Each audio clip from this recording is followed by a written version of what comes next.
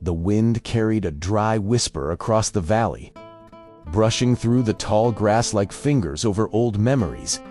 3 years had passed since Callum Reed last spoke to another soul. His small cabin stood alone against the vastness of the land, wood-weathered gray. The roof sagging slightly, smoke rising thin from the chimney like a sigh. Every morning began the same. The creak of the door, the smell of earth, the silence. Callum worked the soil with quiet hands, not because he needed the harvest, but because it gave his days shape. The world had taken too much from him: noise, people, expectations. Out here, he had learned to live with only the sound of his breath and the song of distant coyotes. But lately, the silence had changed. It wasn't peaceful anymore. It felt watched. At first, it was small things: a faint track near the riverbed, a shadow by the ridge at dusk.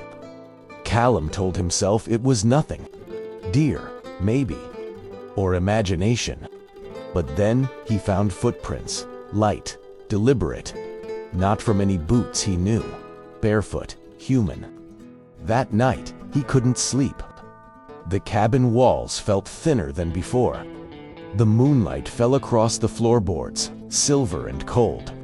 He kept the rifle by his chair, not out of fear, but out of habit, the kind that settles into a man who's lost too much. Days passed. Then, one evening, as the sun bled into the horizon, he saw her. She stood by the old fence, still as stone, wrapped in a blanket the color of clay and fire. The wind caught her hair dark, heavy, braided with small feathers. Her eyes met his across the distance, calm yet piercing, like she already knew who he was before he spoke a word. He didn't move. Neither did she. When she finally stepped forward, her voice carried softly, but with purpose. "You are Callum Reed," she said, more statement than question. He nodded. Words felt too heavy in his mouth. "I have been watching you," she continued, not with guilt, but conviction. "I needed to be certain." "Certain of what?" Callum asked, his voice rough from disuse. "That you are the man I'm looking for." He didn't know what to say. In 3 years of solitude, no one had come for him, not for help, not for conversation, and certainly not with the kind of calm certainty this woman carried. She stepped closer, her gaze never faltering. "My name is Kiona," she said, "and I have a request that might change both our lives." The evening wind fell still. The valley held its breath, and for the first time in years, Callum felt the strange pulse of something he thought he had buried long ago: curiosity and fear. Night came early that day, heavy with the scent of dust and cedar smoke. Callum sat by the small fire outside his cabin, the orange glow dancing over his weathered face. Across from him, Kiona knelt in silence, her features carved in flickering light, proud, calm, and unyielding. Between them, the air seemed to hum with something unsaid. She had arrived as the sun died behind the hills. She did not ask for food or shelter. She simply followed him to the fire and waited. Callum wasn't used to company, but there was something about her stillness that made words feel unnecessary. Finally, she spoke. "I belong to the Apache," she said quietly. "My people live beyond those ridges, where the land still remembers our stories." Her eyes lifted to the horizon, where night swallowed the last line of red. "But our stories are fading. Our children fewer each year. The elders say we are losing more than blood. We are losing memory." Callum listened, unsure why she was telling him this. Her voice was steady, yet underneath it lay a tremor, not weakness, but urgency. "My people chose a man for me," she continued. "Strong, respected. But his strength is of the body only. He does not listen. He does not honor the quiet. I told them I would not take him. Callum's brow furrowed. You came all this way to tell me that? She met his eyes. No, I came to ask you for something greater. The fire cracked. A spark rose, caught the wind, and vanished. I want a child, she said, her tone as calm as if she were asking for water. A child who will carry our stories, but with the heart of someone who understands silence, respect, and kindness. I have watched you, Callum Reed. You have those things. For a long time, there was only the sound of the wind moving through the dry grass. Callum couldn't speak. Her words felt like they didn't belong in his world. Not after everything he had buried here. You don't know me, he said finally. I know enough, she replied. You lost something that made you leave the world. But you did not let it turn you cruel. That is rare. Her gaze was unwavering, but not forceful. It was the kind of look that saw beyond fear. Callum turned away, staring into the fire. Memories flickered with the flames, his wife's laughter, the child they never had, the grave he left behind. He clenched his hands, as if to hold on to the moment before it slipped into pain. You should go back to your people, he said quietly. I can't give you what you want. Kiona stood, the firelight outlining her silhouette. You already have, she said softly. You gave me an answer, one born of fear, not truth. Then she turned toward the dark, her figure dissolving into the night. Callum remained by the fire long after she disappeared, listening to the wind whisper her name through the valley, Kiona. The next morning came slow and gray. A thin fog clung to the valley, and the smell of wet ash lingered around the cabin. Callum moved quietly through his chores, trying to chase away the weight of the night before, her words, her request. The way she'd looked at him with a certainty he couldn't understand. But when he turned toward the fence line, she was there again. Kiona stood in the mist, calm and steady, as if she had never left.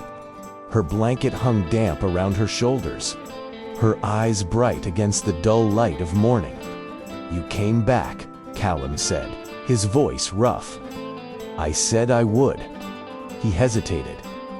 If you think I'm going to change my mind. I didn't come to change it, she interrupted gently. I came to explain it. They stood in silence for a long moment, the fog curling between them. Then Kiona reached into the pouch at her side and pulled out a small object wrapped in cloth. She placed it carefully on the old table outside the cabin and opened it.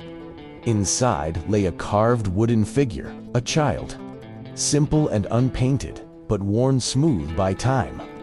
Callum looked down at it, unsure what to say.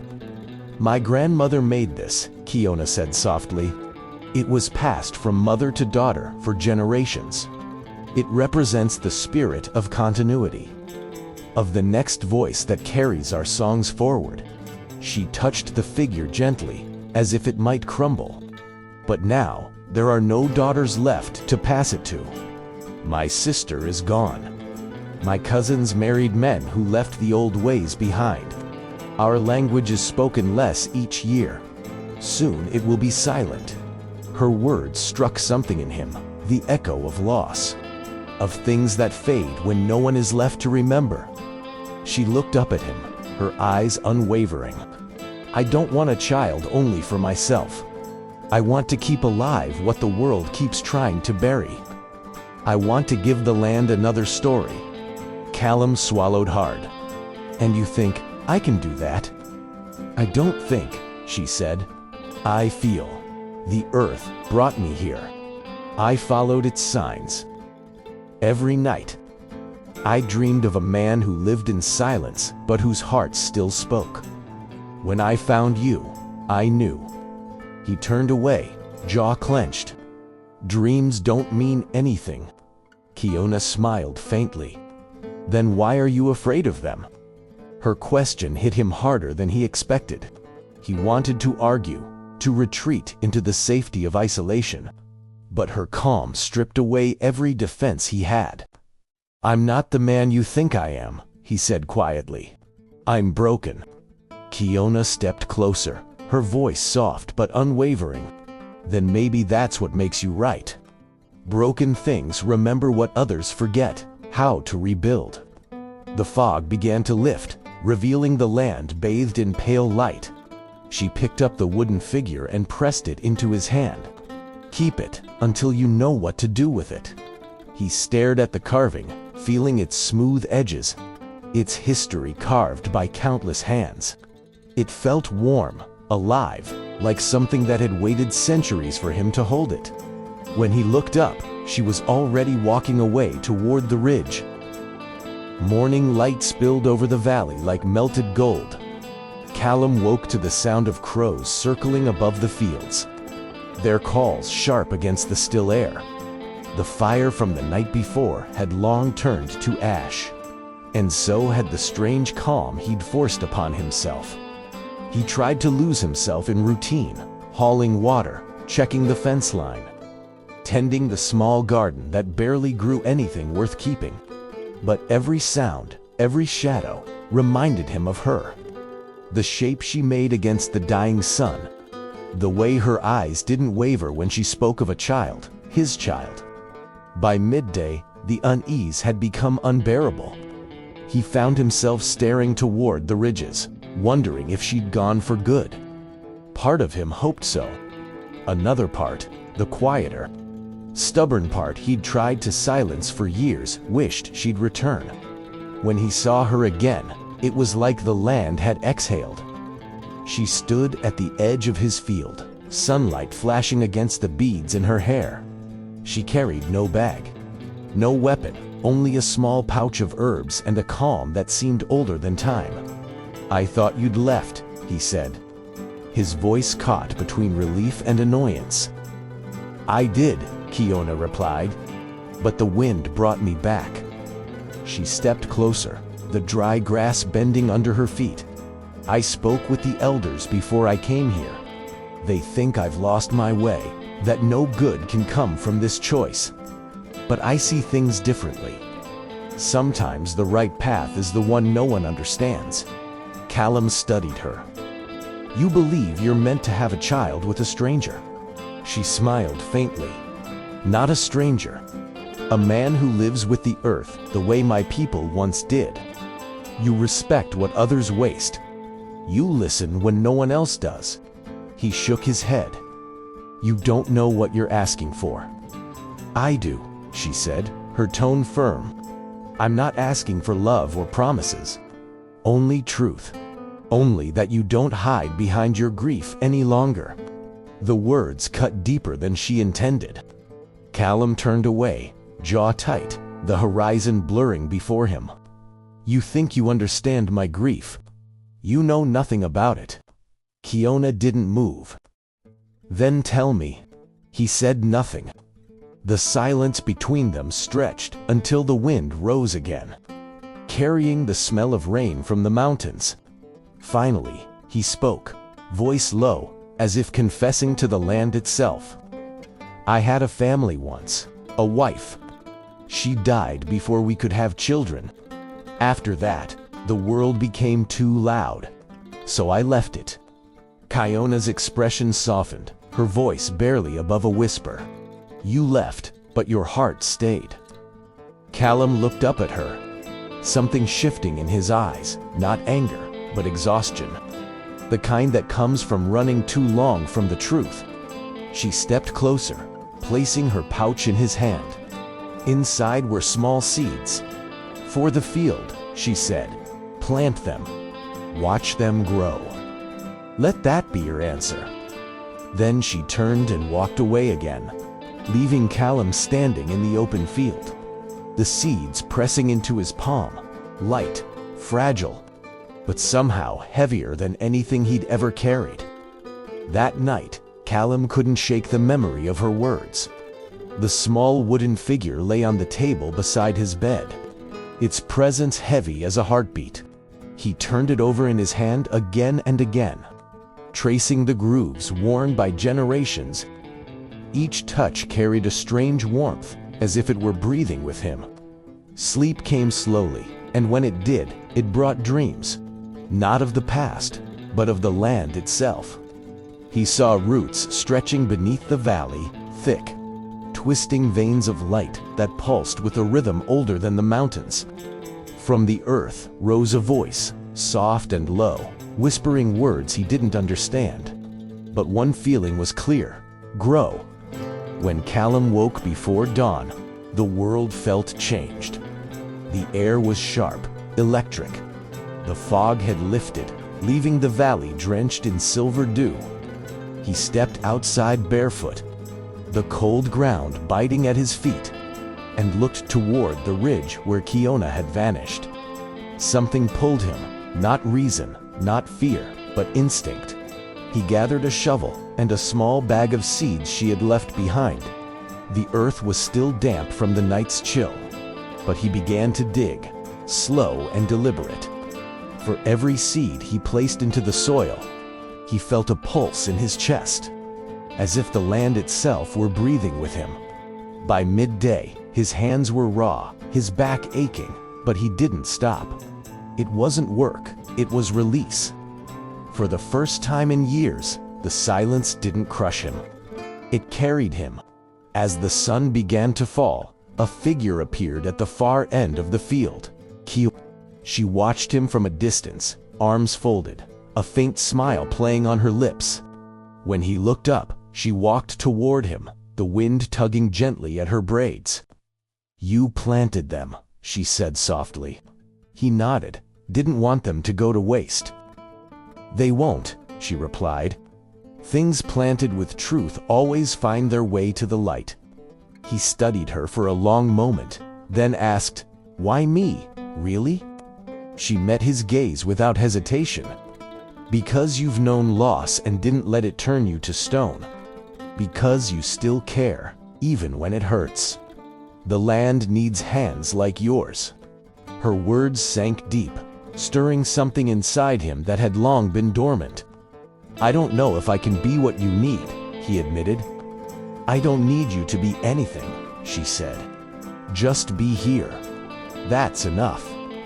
They stood together in the fading light, neither speaking. The valley around them hummed softly, the kind of quiet that feels alive. And in that stillness, something unspoken passed between them, fragile but undeniable. When darkness fell, Kiona turned toward the hills. "I'll come again," she said. Callum nodded. "You always do." She paused, glancing back at him. "When the first sprout breaks the soil, your answer will come with it." And then she was gone.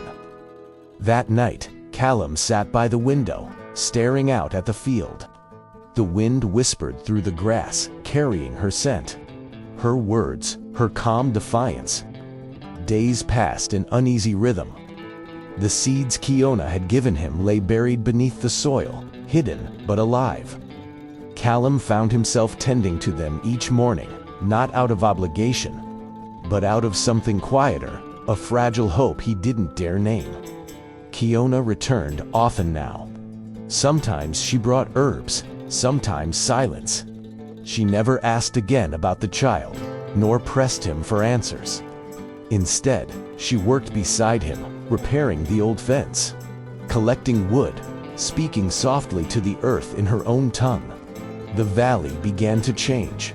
Where there had once been dry dust, now green began to bloom. Small shoots, stubborn and bright, pushed through the soil like whispers of renewal. Callum noticed the air felt different too, warmer, fuller. He could hear the river more clearly, the hum of bees, the laughter of wind through the reeds. It was as if life itself had decided to return, following her. One evening, as the sun dipped low and gold light spilled across the fields, Kiona stood beside him, watching the first sprouts move in the breeze. "You planted them well," she said softly. "I just followed what you told me." "No," she smiled, turning to him. "The earth doesn't answer to words. It answers to intent. It felt your care. Callum wanted to reply, but the weight in his chest made it hard to breathe. There was something about her presence, steady, grounding, that reminded him of what he'd forgotten. The comfort of being understood without having to speak. He looked at her hands, rough from work but graceful in movement. "You don't seem afraid," he said quietly. Kiona tilted her head. "Afraid of what?" "Of me, of being here." She smiled again, this time with a flicker of sadness. "You mistake stillness for fearlessness." "I am afraid, Callum. But fear doesn't guide me. It only reminds me that what I'm doing matters." Her words lingered between them, carried by the wind like the smell of rain. That night, Callum dreamed for the first time in years. He dreamed of the land breathing, roots stretching beneath the soil, wrapping around the cabin, the hills, and his heart. When he woke before dawn, the sky was a pale gray, and a figure stood at the edge of his property. Not Kiona. The man was tall, broad-shouldered, with the quiet intensity of someone used to command. His hair was tied back, and a necklace of carved bone hung around his neck. Callum stepped out onto the porch, the old rifle hanging loose in his hands. The man didn't move. His eyes were sharp, his voice low. "You're the farmer," he said. "The one she talks about." Callum's chest tightened. "And you are." The man's jaw clenched. "The one she was promised to." The valley had never known such stillness. Even the wind seemed to wait. The sound of hooves approached slowly this time, deliberate, measured, carrying the weight of something inevitable. Kiona stood a few paces in front of the cabin, her shoulders straight, her expression calm. But Callum could see the tremor in her hands. She wasn't afraid, she was bracing herself. From the ridge, the rider came into view, Tahu. His horse moved like a shadow. Black and sleek, steam rising from its nostrils in the cold morning air. His presence filled the space around him, pride, anger, tradition carved into every movement. "Kiona of the Fire River," he called out, his voice sharp as a blade. "You dishonor your people." She didn't flinch. "I honor them in my own way." Tao dismounted the ground, crunching beneath his boots. His eyes flicked to Callum, measuring, judging, dismissing. "This is the man you choose. A stranger who hides from the world." Callum said nothing. His instinct told him to avoid conflict, to let the storm pass. But something inside him, something new, kept him rooted to the spot. Kiona stepped closer to Tahu. "He is not what you think. He carries the quiet strength of the earth." Tao laughed harshly. "Strength? You think silence is strength? You think hiding from your own blood is courage?" He turned toward Callum, his tone low and venomous. "Do you even know what she asks of you?"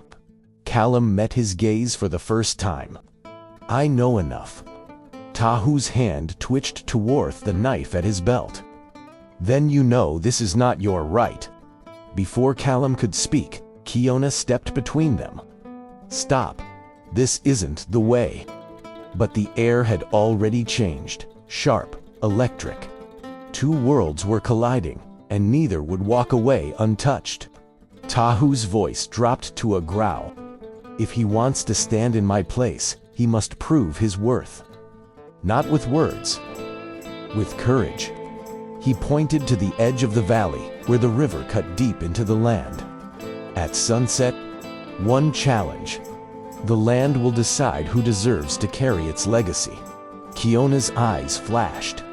"That's not our way anymore, Tahu. It is mine," he snapped. "And it always will be." Then he mounted his horse again, turning toward the ridge. "At sunset," he repeated, before vanishing into the rising heat. Silence fell once more. Only the steady rhythm of the wind through the grass remained. Callum exhaled, running a hand through his hair. "You knew this would happen." Kiona nodded. I knew something would. The old ways don't fade quietly. He looked toward the horizon where Tahu had disappeared. You think I can win? Kiona stepped closer, placing a hand over his chest. It's not about winning. It's about standing. Her touch lingered, grounding him. The land doesn't choose by strength of arm, Callum. It chooses by strength of spirit. He nodded slowly, though doubt still clouded his eyes. I'm not a fighter. The man's name was Tahu. His presence was like a storm, silent before it broke, dangerous when it did. For 2 days he lingered near the edge of Callum's land, saying little, watching everything. Callum tried to keep his distance, but the man's shadow seemed to follow him everywhere. Kiona came on the 3rd morning. Her expression was calm, but her eyes held a quiet grief. He shouldn't have come, she said. I told them I would return when the time was right. Then, why is he here? Callum asked, voice low but steady. To take me back, she replied, and to remind me what happens when a woman defies the council. The air between them turned heavy. Even the birds fell silent. Tahu approached, his footsteps deliberate, crushing the dry grass beneath his boots. He stopped a few feet away, eyes locked on Callum. You think you can take what isn't yours? He said, his tone almost casual, though anger flickered beneath it. Callum didn't move. She came here by choice. Tahu's lip curled. Choice. You think she has choice? Her people gave her purpose. You, he gestured around at the cabin, the barren field. You hide from the world like a wounded animal. Kiona stepped between them before Callum could speak. Enough, she said sharply. This is not about who is stronger. It's about who listens. Tahu turned to her, his jaw set. You shame yourself before an outsider. You shame us all. Her eyes flashed with restrained fury. Then let my shame be mine to bear. The man's hand twitched toward the knife on his belt, but he stopped himself, glancing once more at Callum, measuring him, testing him. Then he spat into the dirt and turned away. This isn't over, he muttered before walking toward the ridge. When he disappeared, silence fell again, thick as smoke. Kiona stood still, breathing hard though she hadn't fought. Callum watched her, the firelight of defiance still burning in her eyes. You didn't have to protect me, he said quietly. I wasn't protecting you, she answered. I was protecting what might still become. Her words sank deep, heavy with meaning he wasn't ready to face. That night, Callum couldn't sleep. The wind howled outside, rattling the windows as if the land itself were restless. He sat by the dying fire, thinking of everything she had risked, her home, her people, her safety, all for something she still believed in. And what had he done? Hidden. Run watched his life fade with the seasons. When dawn came, he rose and went to the field. The young sprouts were trembling in the morning air, fragile but determined. He knelt beside them and touched the soil, rough and cool beneath his fingers. For the first time, he whispered not to the land, but to himself. I don't want to run anymore. Behind him, Kiona's voice came softly. Then don't. He turned. She stood there in the rising sun, her hair catching the light, her eyes filled with both fear and faith. By the time the sun slid behind the ridge, the valley glowed the color of blood and rust. The river roared louder than usual, swollen by the storm that had passed 2 nights before. Its current was fierce, restless, like the tension between the 2 men who now faced each other on its banks. Tahu stood bare-armed, his chest marked with the ochre symbols of his clan. In his hand, a spear glinted in the fading light. The river decides, he said. We cross. The one who reaches the... opposite side first, and returns. Standing will carry the right to Kiona's promise. Callum stared at the churning water. He had seen men drown in calmer streams. The roar of it drowned out his thoughts, but not his fear. Still, he stepped forward. "If this is what it takes to end it," he said quietly, "so be it." Kiona moved to stop him, but Tahu raised a hand. "Let the land speak." The two men waded into the current. The water was icy, biting into their skin, pulling with merciless hands. Tahu pushed ahead quickly, his strength raw and furious. Callum struggled, every step a battle against the pull beneath him. The current tore at his legs, his breath came ragged. But he kept his eyes fixed on the opposite bank.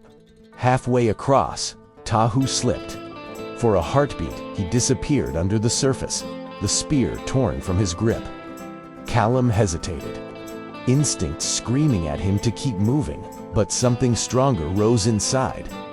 Without thinking, he plunged after Tahu, fighting the surge until he caught the other man's arm. "Hold on," he shouted, his voice swallowed by the water. Together, they tumbled, crashing against hidden rocks, until at last, Callum's hand found purchase on a jut of stone. With a final surge, he dragged Tahu toward the shallows. They collapsed on the opposite bank, gasping, coughing up the river's fury. Tahu rolled onto his side, eyes wide with disbelief. "Why?" he rasped. Callum looked at him, breathing hard. "Because I don't fight to take, I fight to keep what's worth saving." For a moment, the world seemed to still. The roar of the water softened, the wind fell quiet, as if the valley itself were listening. Kiona, watching from across the river, sank to her knees.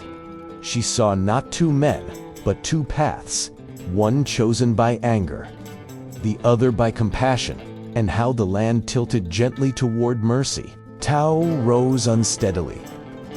The pride in his face cracked, giving way to something older, more human. He looked at Callum, then at the water. Perhaps the land has already spoken. He turned and walked downstream, disappearing into the mist that gathered over the river's edge. Callum remained kneeling, the cold pressing through his bones. He lifted his eyes to the far bank. Kiona stood there, tears catching the last light of the day. For a long time, neither moved. Then, slowly, she crossed toward him. The current gentler now, as though the river itself had exhaled.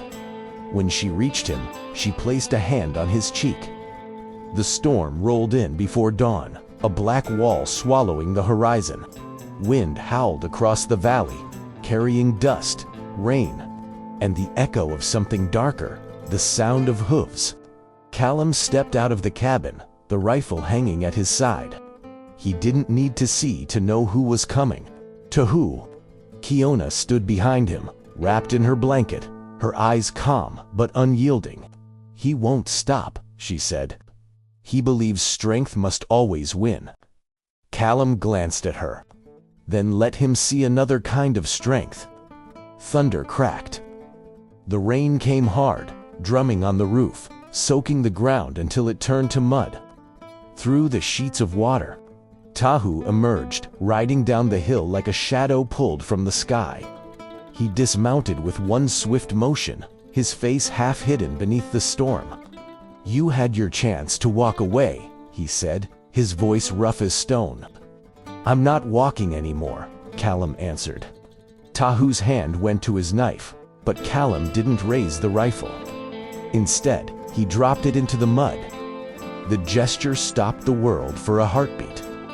"This isn't about weapons," Callum said. "It's about choice. Hers." Kiona stepped forward, her voice steady despite the wind. "My choice was made the day I found him. You think strength is in the arm that strikes, but real strength is in the heart that endures." Tahu's eyes flickered, the stormlight reflecting his confusion, his fury. He lunged forward, shoving Callum back into the mud. The world narrowed to the sound of rain and the thud of fists against flesh. Callum didn't fight to win.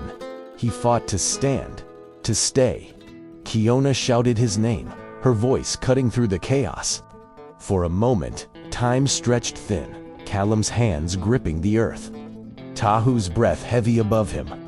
The taste of rain and blood on his lips. Then, suddenly, Tao froze. His knife hovered inches from Callum's throat. "Do it," Callum rasped. "End it, if that's what it takes." But Kiona's voice came again, soft, pleading. "Enough." And somehow, against the roar of the storm, he heard her. Tahu's hand trembled, then fell. He turned, his fury breaking into something else, not defeat, but shame. "This isn't over," he said again, but the words sounded hollow now. He mounted his horse and rode off into the storm, swallowed by the rain. Kiona knelt beside Callum, her hands trembling as she touched his face. The firelight from the cabin flickered weakly through the rain. "You didn't have to fight him," she whispered. "I wasn't fighting him," Callum said, his voice raw. "I was fighting the man I used to be." And as the storm broke, washing the valley clean, she leaned close, her forehead against his. "Then maybe now," she said, "we can start again." But even as she spoke, Callum's eyes drifted to the ridge, where, through the thinning rain, another figure stood watching. Not Tao, someone else. Someone unseen until now. The storm passed by dawn, leaving the valley wrapped in mist. The earth still trembled under the weight of the rain, and the sky hung low, pale, and bruised. Callum sat by the door of his cabin, arms resting on his knees, eyes lost somewhere beyond the fog. The world was quiet again, but not the same kind of quiet as before. This silence carried something alive, something that breathed between the drops of water clinging to every leaf and blade of grass. Kiona moved slowly through the field, her blanket trailing behind her, soaked and heavy. She stopped where the sprouts had begun to break through the soil. Many were bent, some torn away by the storm, but others stood tall, trembling in the morning light. She smiled faintly. "They survived," she whispered. Callum joined her, his steps slow but steady. So did we. They stood side by side, watching the land come back to life. The smell of wet soil filled the air, rich and clean. It reminded Callum of beginnings of the first time he came to this valley.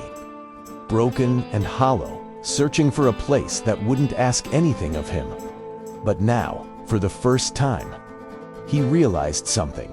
The land had never wanted his silence. It wanted his presence, his will to grow again. Kiona knelt, touching the ground with reverence. "My people will come looking for me," she said softly. "When they do, they'll ask why I stayed." He looked at her. "What will you tell them?" She met his gaze, her eyes reflecting the soft gray of the dawn. "That I found something worth staying for. Something they may not understand yet." He wanted to speak, but before he could, the faint sound of hooves echoed again through the valley. Both turned toward the ridge. For a moment, fear flashed in her eyes, the memory of Tahu still fresh, but this was different. The rhythm was slower, heavier. Callum lifted his rifle, scanning the fog. From the haze, a rider emerged, cloaked, silent, carrying no banner. The horse stopped several yards away. The rider didn't move. Kiona stepped forward cautiously. "Who are you?" The figure raised its head slightly, revealing a weathered face lined with age, an elder from her tribe. His eyes held no anger, only wariness. "You've changed the balance," he said. His voice carried through the mist like the echo of an old prayer. And balance always demands something in return. Kiona's breath caught. "What do you mean?" But the elder said nothing more. He turned his horse, vanishing into the fog as quickly as he had appeared. The silence that followed felt heavier than before. Callum looked at Kiona, his expression darkening. "He wasn't here for you," he said quietly. "He was here for me." Kiona frowned. Why would they?